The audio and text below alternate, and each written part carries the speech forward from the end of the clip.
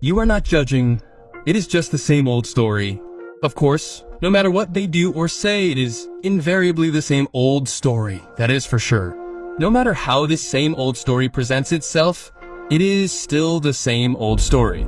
They are trapped in it. How can I deal with negative family members and still maintain my inner peace? This obviously ties into the earlier and even older questions about your parents and your attempt to teach them consciousness. Allow them to be in their state of consciousness, accept their limitations, and realize that everything they tell you is simply a manifestation of their conditioning, nothing more.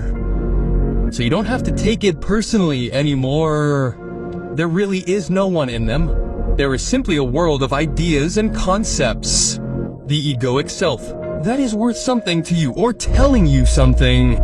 It doesn't really make much sense. So they are conditioned by their mind, which is conditioned by their past. In reality, compassion is the key so that you don't condemn them for not having overcome their conditioning, for not being free from the ego, for being trapped in the same consciousness for the last 30 or 40 years. You don't blame them for it, you just observe it. And you might even be able to feel empathy, that's the right word, to perceive something in them. Sometimes maybe just that is deeper and more real than their conditioning, what it manifests on the surface.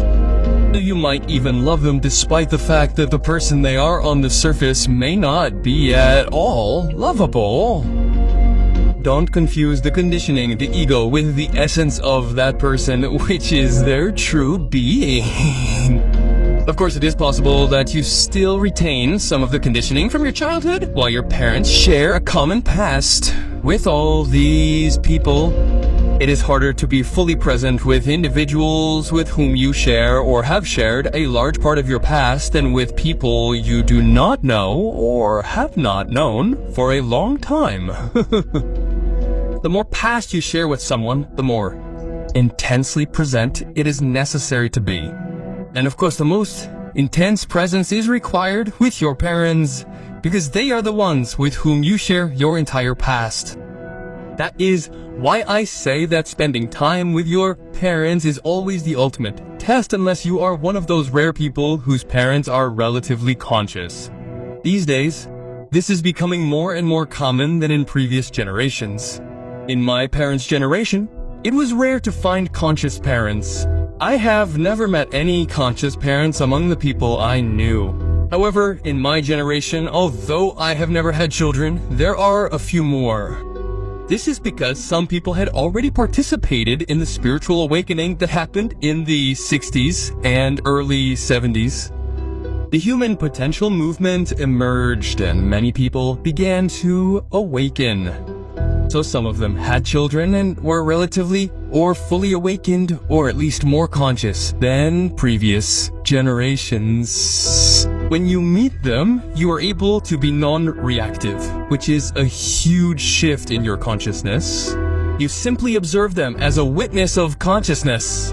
No matter what their behavior is, you look at them with amazement, without judgment, because it is always the same. No matter what they do or say, no matter what form it takes, it is always the same. They are imprisoned without knowing it.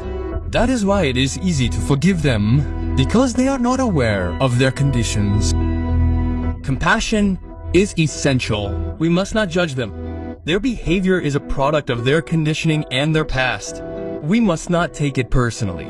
Being with family members who share a common and difficult past, but more and more conscious parents are emerging through spiritual awakening. Let's forgive them, knowing that they are not aware of their conditioning. And do you manage to forgive negative people? Tell me in the comments and we'll see you very soon for a new video. Bye.